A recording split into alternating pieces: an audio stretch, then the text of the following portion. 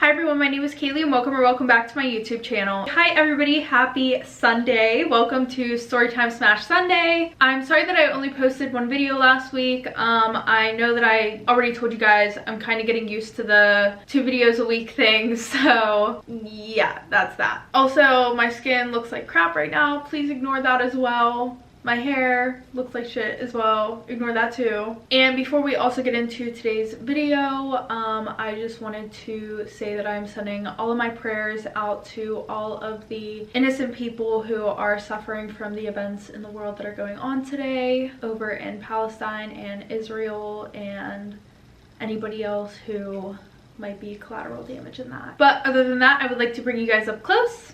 There we go. Okay, by the way, my eyebrows are growing back. I can't wait to shape them. Like, I'm gonna give them 2 more weeks to do what they need to do, and then we're shaping them. We're not doing this no more.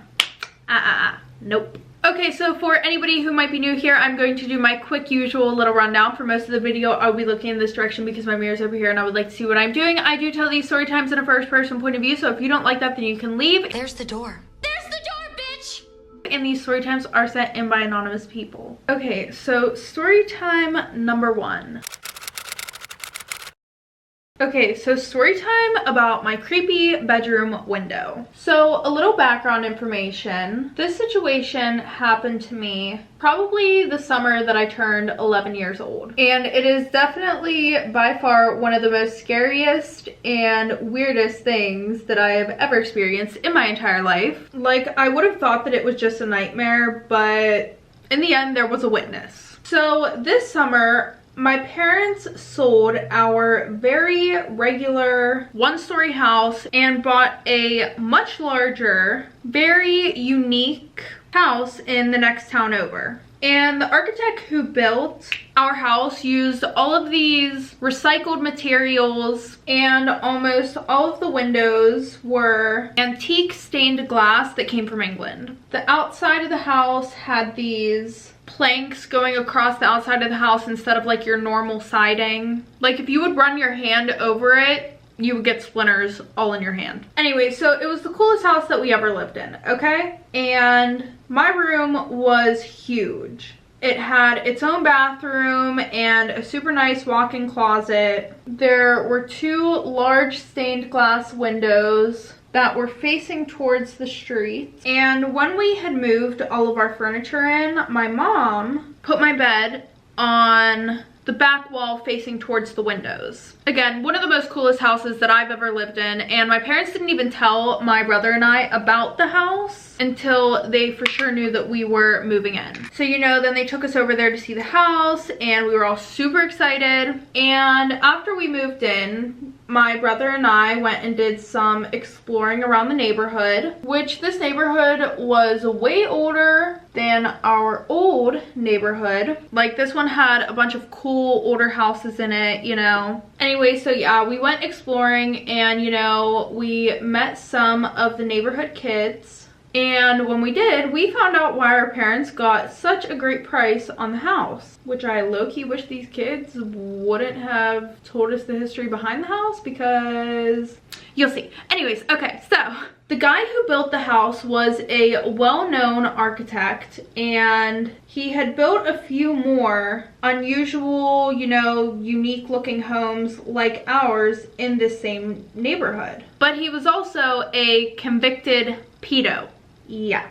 He built the house that we bought not long after he got out of prison for, you know, yeah, doing some not so great stuff.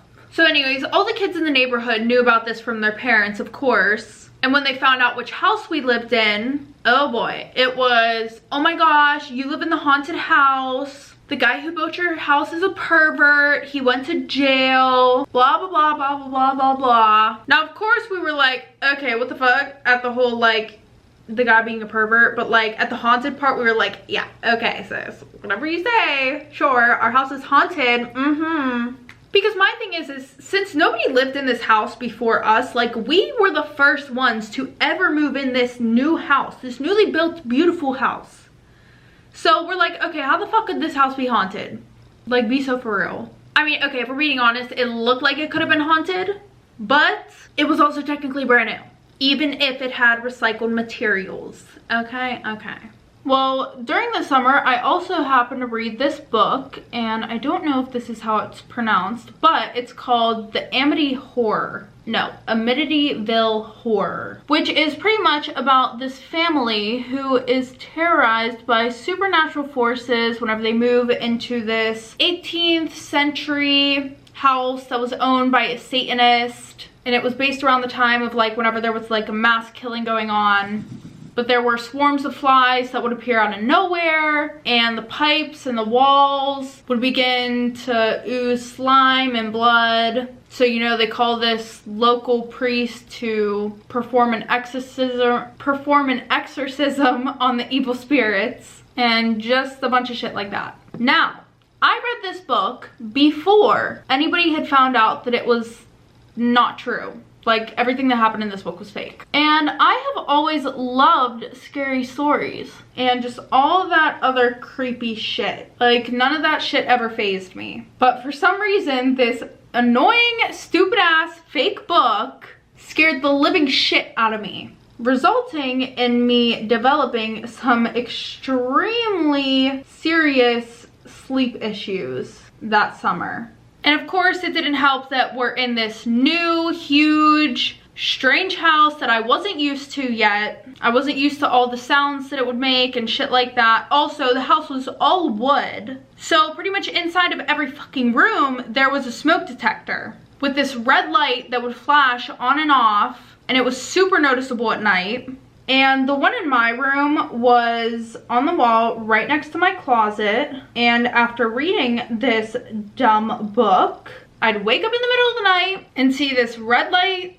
And immediately I would think about how there was this like red-eyed demon in this fucking book with red glowing eyes. It was just so traumatic. Like, I would lay awake thinking about this, you know, freaking out about this light. It would actually take me probably hours before I finally relaxed and could go to sleep. Or actually go back to sleep, because like I said, I would just wake up and then I would see this red light and then I'm like, oh shit, here we go again. But yeah, this was happening like almost every fucking night. Well, then the one night I woke up really needing to use the bathroom. So, you know, I got up, went to the bathroom, got back in bed. And then, of course, per usual, looking at this light, wishing for the millionth time I would have just never written that book. And it was just a little after 2 a.m. The whole house was silent.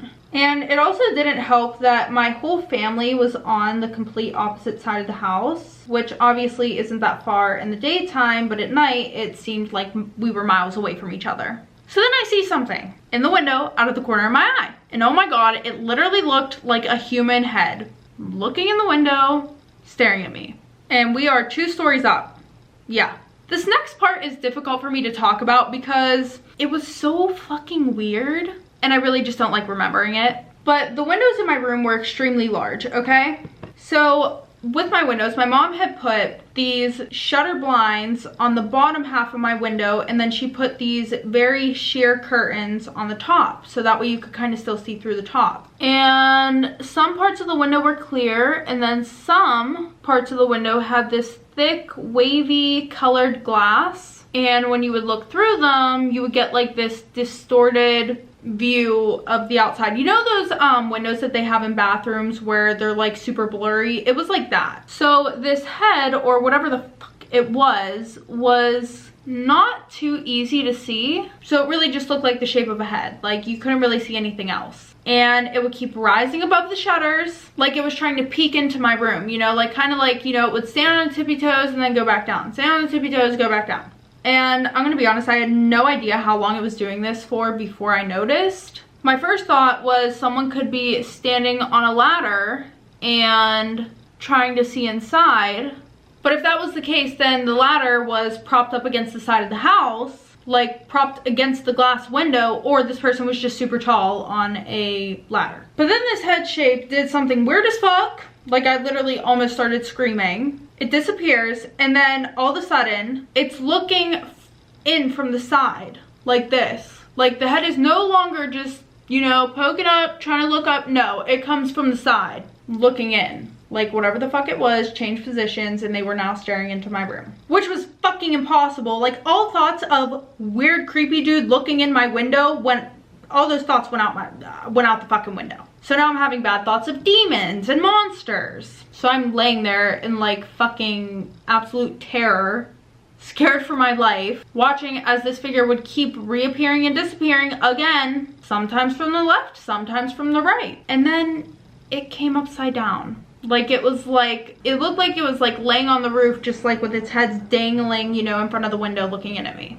And then I start hearing scratching. I said, hold up, wait a minute, something ain't right. Yeah. So, you know, I couldn't see any facial features on this fucking thing, whatever it was, of course. It didn't look like it had hair, but it was definitely a fucking oval-shaped head. I don't know how long I laid there scared to death, but I just could not take my eyes off of whatever the fuck this thing was. But then, having no idea what was happening in my room, my brother walks in to use my bathroom, which was one of the least convenient fucking things in this house, because my brother's bathroom was located off of the laundry room on the first floor. And he did not like walking through the house at night in the dark alone in the middle of the night. So he would always just use mine instead, which was fine with me. And it was very welcome at this moment. But it was weird because as soon as he walked in the door, it like broke this strange spell that was fucking going on in my room. But when the thing disappeared, there was a loud scratching noise that I literally just started screaming at the top of my lungs. Like it sounded like it had claws that like, you know, just scratched against the wood on the outside of the house. So my brother's like, what was that? And I'm like crying now, and he's like, what was that?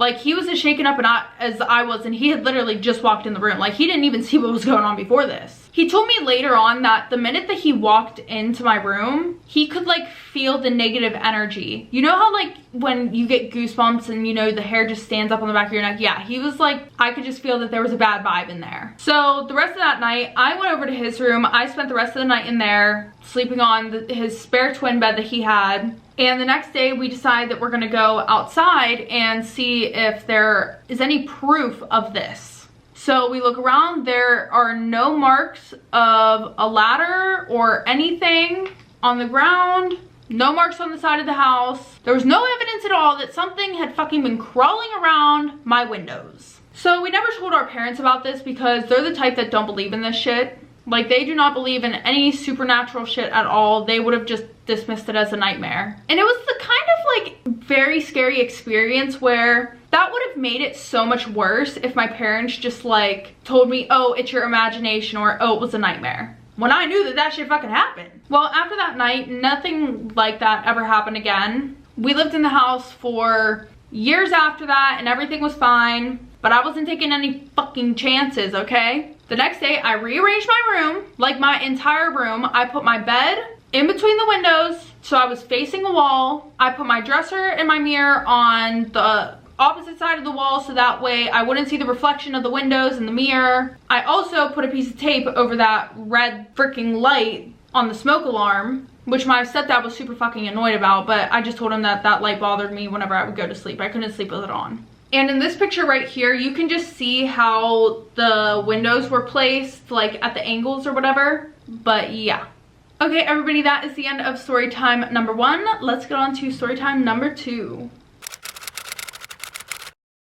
Story time about the Queen Mary Hotel. So my family came from South Africa back in the 70s. And we were always having family come and visit us. And by the way, we lived in California. Well, anytime that we would have family come visit us, part of the touring was we would go and we would see the Queen Mary retired ship and presently a hotel. It kind of looked like the Titanic if you would squint.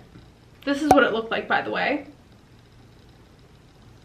Anyways, so a little background information. I was 5 years old and I was always going with my mom on these excursions. And I'm not gonna lie, it wasn't the most fun. I hated the dark and scary shit. And this whole tour seemed like it was meant to kind of spook you. So you can imagine my excitement when we would go to the ship. Anyways, so you know, the one day we are trailing behind the other people who are on this tour as well, and at one point we stop and we see the indoor pool, which I was happy about. That sounded more my speed than anything else on this fucking tour. This is what it looked like, by the way.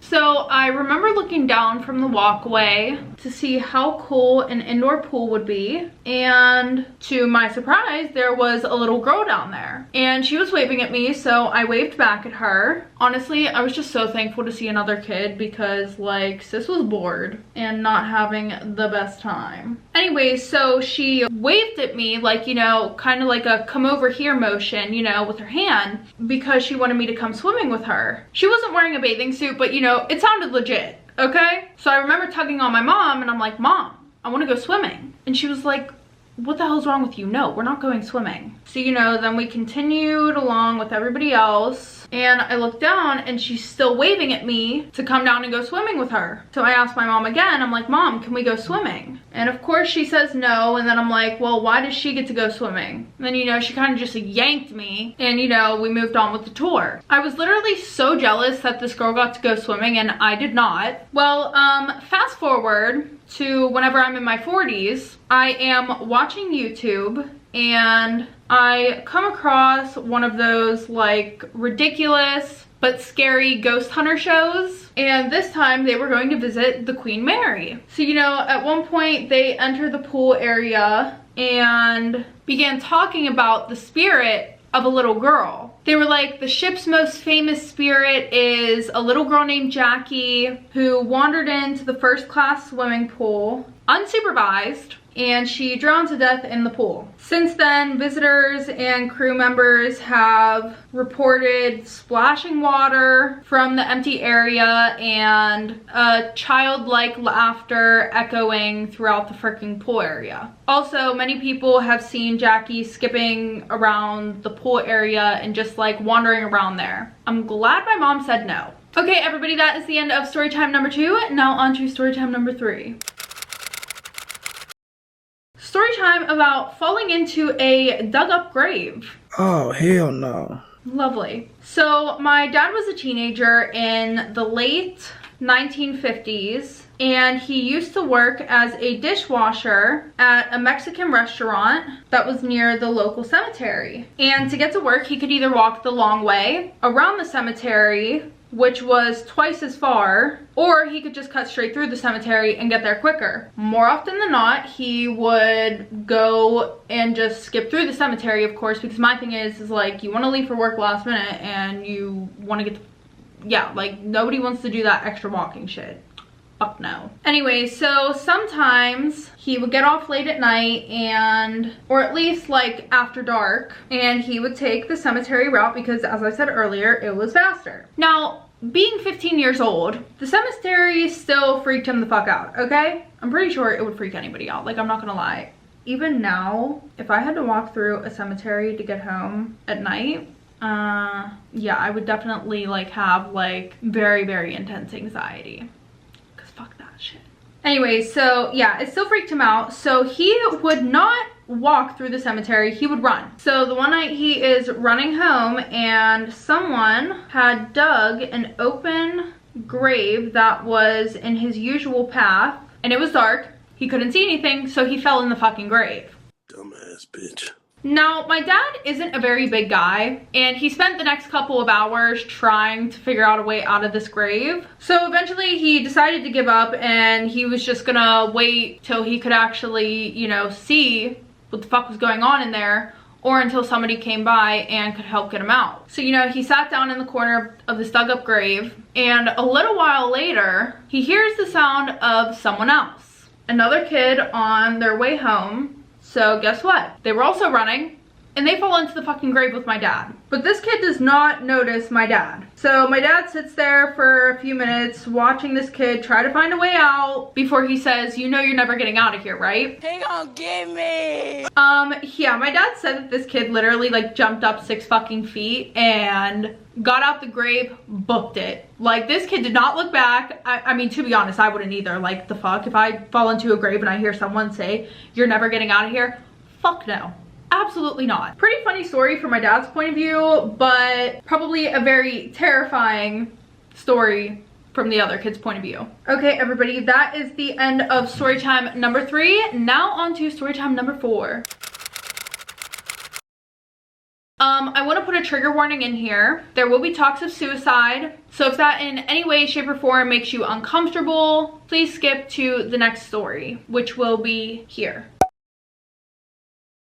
Okay, so story time about the priest's abandoned house. So a little background information. A few years ago, my immediate family and I had got together for a holiday. It was my parents who were divorced and then myself and my 2 other sisters. And we may or may not had a little bit too much to drink, and we started talking about memories of our old house. While we lived there, my parents used to make excuses for everything that would happen in this house. Literally everything. Which was understandable. I mean, like, of course, you don't want your children to be terrified of their home. But this was the first time that they ever admitted to having their own kind of creepy, scary stories over the 20 years that we lived there. So, you know, finally feeling like I'm not crazy or making up stuff in my head, I started doing some research on the history of this house. And in the summer of '94, someone offered a good chunk of money to my parents to sell our old house. So they jumped at this opportunity. They were like, fuck yes, let's do it. Because they had been wanting to move back to their sort of countryside hometown in Ohio where they grew up. Well, despite viewing hundreds of houses over the summer, my parents, like, they still didn't find a place. So fast forward, we are all living in the back rooms of my dad's law office when this huge house across the street popped up for sale for a very shockingly low price. So my parents decided that we were gonna rent out this house and live there until they could find somewhere else for us to go. And it was your usual tall cookie cutter house. There were 12-foot ceilings and floor-to-ceiling windows with a ton of beautiful natural lighting, hardwood oak floors. There was a fireplace, you know, it was just really pretty, okay?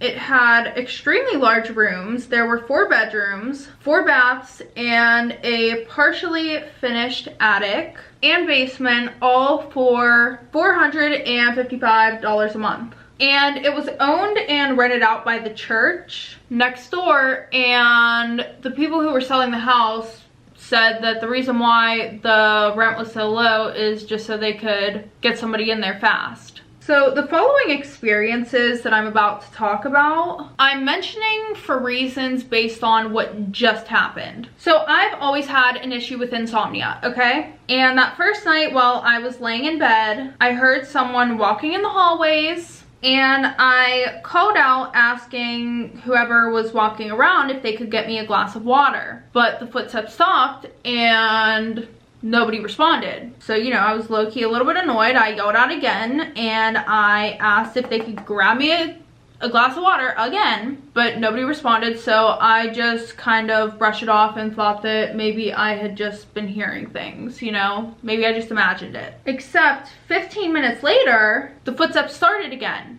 And this time, they're pacing up and down the hallway, up and down the stairs. Very creeped out now. I just laid in bed and I went to sleep. Like, I forced myself to go to to bed because I was very fucking creeped out. So when I brought this up to my parents, they said that it wasn't them and that they didn't hear anything. And my mom said that I was probably just not used to the sounds that our new house made. But I don't know really how to explain it. The landing staircase always felt super violent and angry.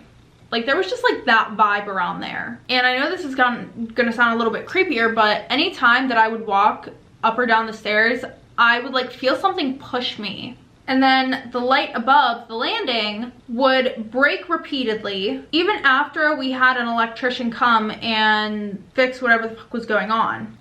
The battery powered lights would be found thrown down the stairs. And the first week that we were there, my dad had sent me down to the basement to go get some towels. And while I was looking for the box of towels, I repeatedly felt something touch the back of my arms. But each time I looked back to see who it was, nobody was there. And then as I was walking up the stairs, I hear something start calling my name very clearly. And it sounded like a child's voice. And I kid you not, a few seconds later, a light bulb explodes and pieces just shatter everywhere. So I get my ass upstairs and I refuse to go down there for the next few weeks. I was like, fuck that shit.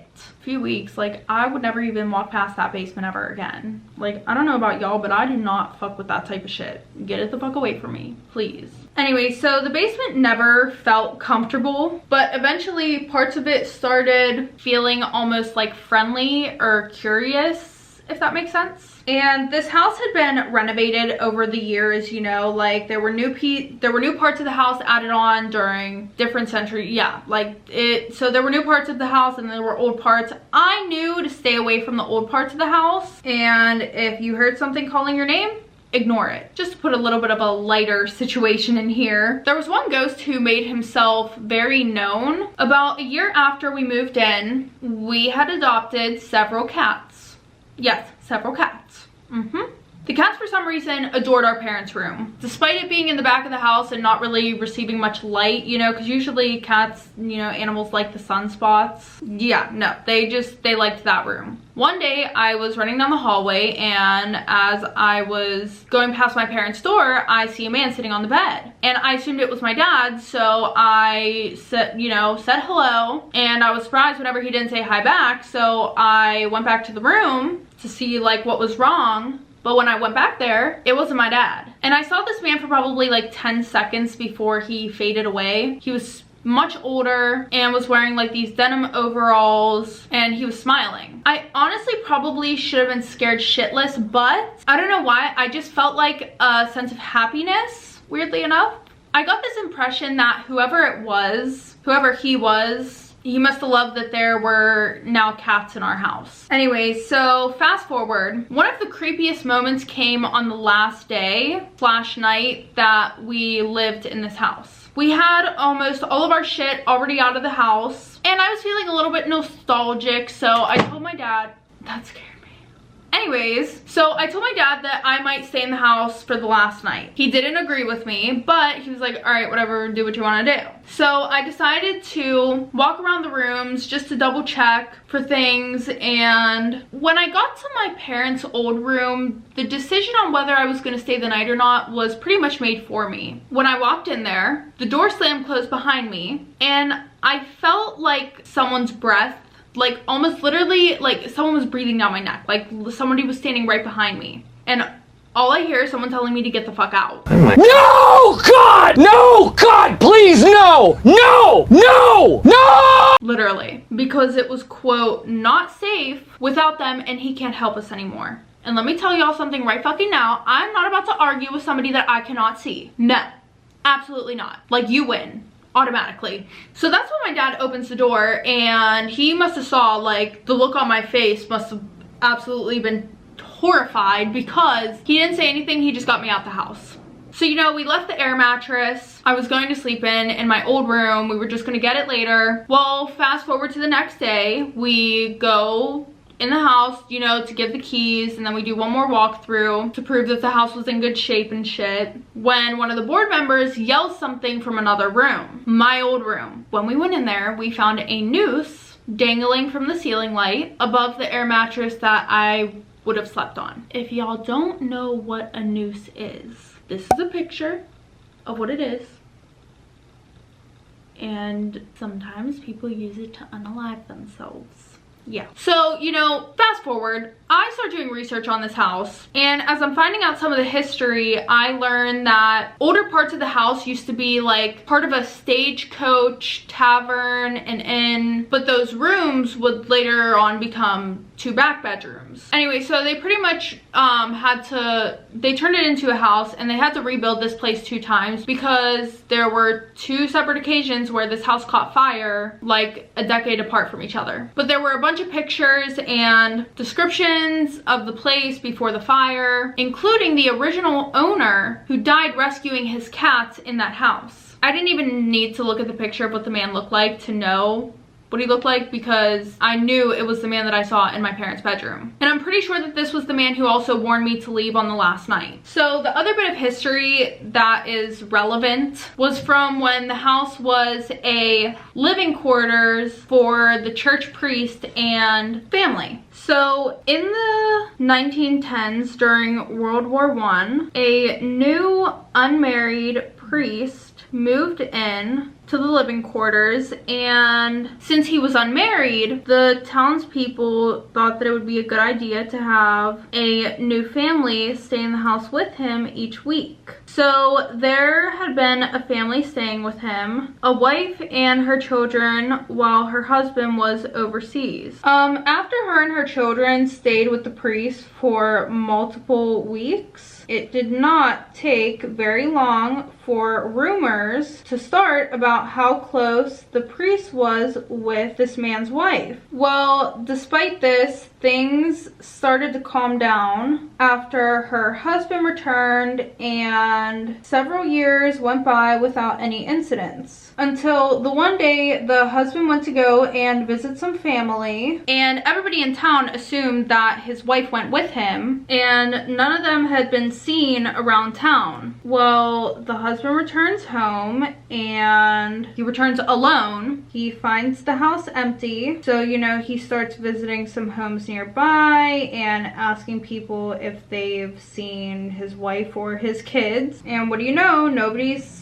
heard or seen from them since he left, and the police themselves weren't even able to find out what the hell happened to them. So over the next 7 months, nobody can find out shit, and in the meantime, rumors started up again, this time led by the priest himself, that the husband had murdered his wife and kids. Either he used visiting his family to cover it up, or he killed them along the way. So fast forward, 6 months goes by until the one day church hadn't opened up for mass like usual. So you know, worried churchgoers, they go next door, they're like trying to figure out what the fuck is going on with the priest, and they found an empty home. As with the wife and children, there was no sign of the priest either. Months went by while the townspeople were waiting for a new priest to arrive. Most people at this point had started to shun the husband, and then whenever he went missing, they were just like, oh, he probably left because, you know, he probably just skipped town to get away from all the rumors and shit. So that is until the new priest arrives, and he gets to the house, he unlocks the door, and when he opens the door, above the staircase landing, the husband of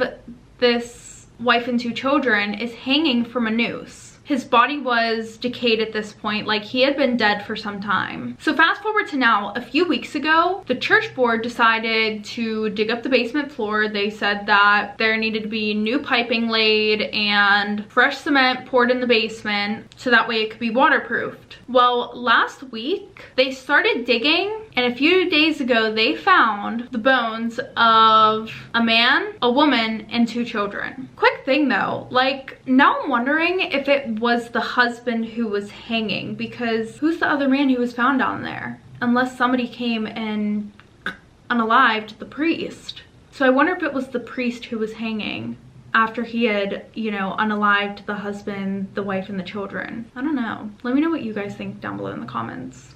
Pretty creepy. Okay, everybody, that is the end of story time number 4. Now on to story time number 5.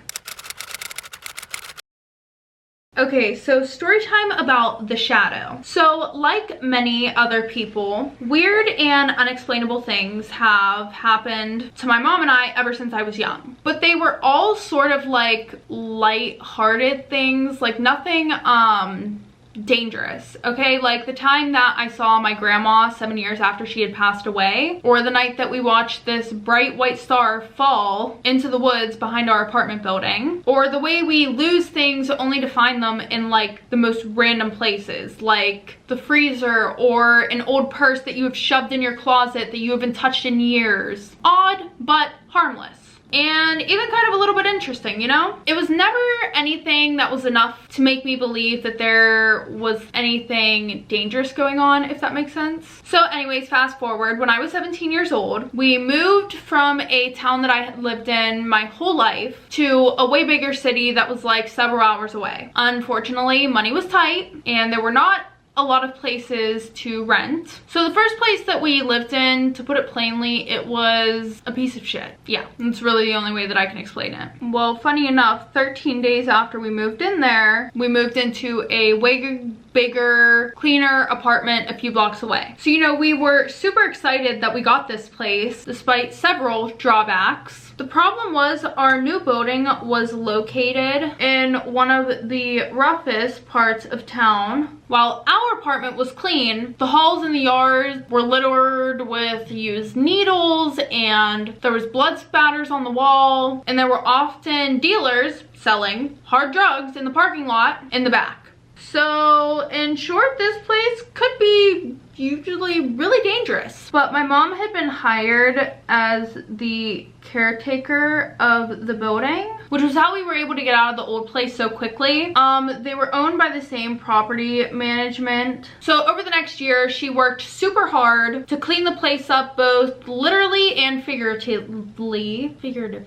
That's right. She did the best that she could with the old building to make it look as decent as it could look, and she worked with some of the occupants, you know, got some help from them. She tried her best to rent units to people who were clean or making an effort to get out of a harder life, but eventually it was turned into a way safer place. During this time, my best friend from my hometown came to stay with us for a while, and she and I noted the occasional odd occurrences that would happen in this apartment. Things like the TV in my room turning on by itself when I knew I had turned it off, or the little glass box on the coffee table just randomly like shaking for no reason, like it seemed like an earthquake was happening or something, or hearing voices that didn't belong to any of us. We got a thrill out of this kind of thing, but we were also very interested in reading and watching paranormal stuff at the time. So I pretty much just wrote it off as our imaginations, you know, making a bigger deal out of these little moments than they were. And even if they were supernatural, they were still harmless and unthreatening, sort of things that I've always experienced, as I said before. The only thing that really bothered me was the strong sense of unease I felt sometimes all around the building, and especially at the end of the long hallway in our apartment. But I was able to easily ignore that feeling. Anyway, so, you know, the atmosphere of the apartment kept improving, you know, my mom was putting in really hard work, you know. Eventually, I realized I wasn't really worried about us living there anymore. Like, I didn't feel like it was as dangerous as it was before. Things were actually pretty peaceful.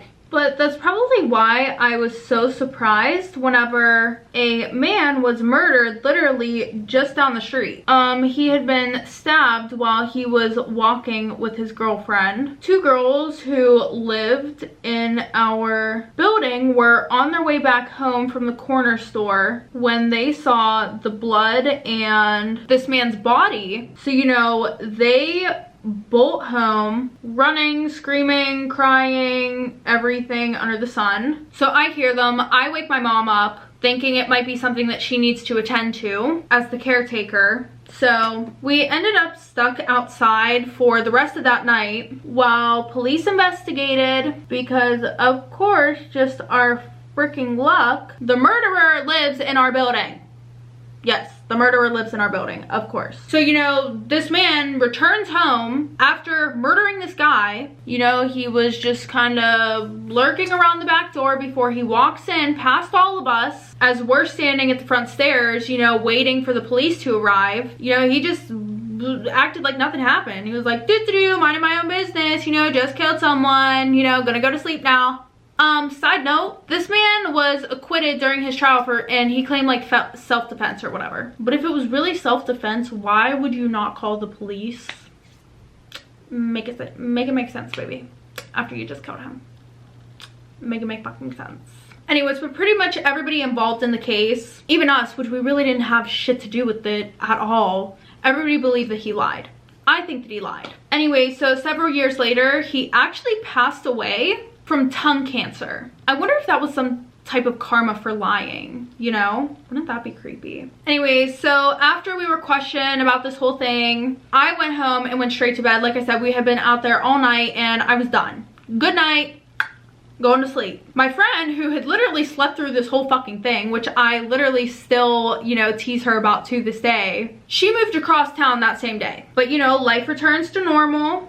We were still a little bit shaken up, but that's when I really started noticing it. Maybe it was because that sense of uneasiness that I always had, you know, increased after this guy was murdered. You know, like I said, I had always hated, you know, walking through that hallway. It always felt like something was waiting in one of the doors to just jump out at me. Oh, and to make things worse, our apartment layout made it so that way whenever you sit at our computer desk, your back is facing towards the hallway. I did my best to ignore the creepy feeling that somebody was always watching me. You know, just thinking that it was once again my imagination playing tricks on me and the aftermath of that horrible event. So yeah, I just was thinking that it was my overactive imagination playing tricks on me. So that was the reason why I always felt like I saw a human-like shadow figure at the end of my hallway. Sort of like something out of a horror movie. Literally. Now, of course, every time that I actually turned around to see what the fuck was there, nothing was there. And at this time, we had coincidentally gotten mice in our apartment. You know, they were getting into the building, and sometimes our cat would fucking race around the house trying to catch these things. So I really never thought much of it whenever he would run up and down the hallway. But the one day he ran into the hallway, he ran down the hallway, he gets into the living room at top speed, and I was like, period sis, go you. I was really just hoping that, you know, our cat would catch this freaking rat that was running around, because fuck that shit. So I get up to check if he, you know, caught the mouse, and when I looked, he's literally just sitting on his cat post by the window. Yeah. So I'm like, okay, what the fuck, dude? What are you doing? Go get that fucking mouse. Anyways, yeah, I figured no big deal. I was like, okay, cats get the zoomies, you know, whatever. He's not running from anything crazy, you know, whatever. So I go to the computer, I sit back down. As I turn the chair to face the computer screen, I catch something out of the corner of my eye down the hallway. I turn and look, but I already knew in my head that when I turned around to look, there was gonna be nothing fucking there, so I didn't even know why I did it in the first place. But this time, I look back and I could see a black shadow of someone's head peering around the corner of the door, like looking out of the bathroom door frame at me. It was like their neck was snapped sideways. It was like, oh my god, do you guys hear my neck crack? What the fuck? Anyways, I couldn't see any facial features at all, and it was strange in and of itself because it wasn't even a dark hallway. Like, I should have been able to see. Anyway, so we always left the light on in the storage room at the far end of the hallway, and then the kitchen, that light's always on as well. So if it was my mom, I would have been able to make out her face. And that's the only person that it should have been, because that's the only fucking person I live with. Besides, why would she reach her head out of the bathroom like that to look at me in the middle of the night and not say anything? I don't even think her neck could fucking bend like that. Also, this figure, whatever the fuck it was way taller than her. Anyway, so I have thousands of thoughts running through my head about what the fuck this thing is as I stared at this shadow in the hall. I didn't scream, I didn't move, I just stared at it. But it wasn't really like, I don't know, I wasn't feeling too afraid. I was more so confused. I could tell I wasn't imagining this and that there was something actually there, but I didn't understand why or how it was there. Then abruptly, I turned my back on it and stared intently at the computer monitor. I didn't move, I didn't look around. I was like, you know, in my head, I'm like, what the fuck? After several minutes, the sense of pressure that I had and like uneasiness, it faded away, thank God. After several more, I stood up and looked behind me again, and there's nothing in the hallway. So, you know, I'm in a bit of a daze right now. So I walk down the hall, I look back. Looking back at it, like, I don't know how I wasn't that scared. Like, I said, I was just more like weirded out by it. So I'm like kind of searching around the house right now. You know, I look in the bathroom, nothing there. I go to my mom's room, I can hear her snoring loud as fuck. I check in my room, nothing. Like, you couldn't even hear the mice running around, you couldn't hear shit. So I went back to the computer, I stayed up super late that night, distracting myself from what I had seen. When I finally went to bed, it was almost night out, and I was too tired to be worried about seeing anything. Later on though, I found something even stranger than I did the night before. I told my mom about it, she said it sounded really scary, blah blah blah blah blah. She wasn't really that concerned. So I told my friend too, the one that had lived with us, because she was more inclined to believe me, obviously. Thank God, because I was feeling like a nut job. But I think to her, she kind of just brushed it off as another wacky thing that happened in this apartment. Because I couldn't properly explain to either of them what was like making me feel so just, not okay. I I can't say for sure that something bad would have happened if I had screamed or approached the shadow, but maybe some intuition at the time, like survival instinct, kept me from doing either of those things. I don't know. After that, I did not see this shadow again, but I still felt the unsettling atmosphere. So I continued to do my best to ignore this unokay feeling that I had. And a few years later, we moved into a different apartment in a much safer place in our town. The sense of that unokay feeling that I had didn't follow us, thank God. The occasional strange experiences we had experienced before were just the usual, you know, nothing too bad. Just the, yeah, unusual, strange, harmless things that were happening to us before. The unusual, creepy things that started happening. The years since, though, have only brought more harmless experiences though. The logical, skeptical part of my brain that has a way of trying to explain it as it wasn't any paranormal bullshit thought that it could have been stress or my overactive imagination. However, if I let myself think about it too much, I start to believe that there are other theories as to what this thing was. Maybe like, you know, the negative atmosphere and just the built up like shit that kept happening around there, you know, around that building just continued to like feed into this negativity. Or, you know, maybe there was something paranormal going on, but after that murder happened, it just like further intensified any paranormal activity. Or it could have just been the anxiety, depression, and stress, like I said before. Okay, everybody, that is the end of today's story time. If you guys like this video, make sure to give it a thumbs up, and if you want to see more, maybe hit that subscribe button down below. And if you want to send in your anonymous story time, or you want to know how to send in your anonymous story time, make sure to click the links down below in the description. But other than that, I will see you guys next week with a new story time.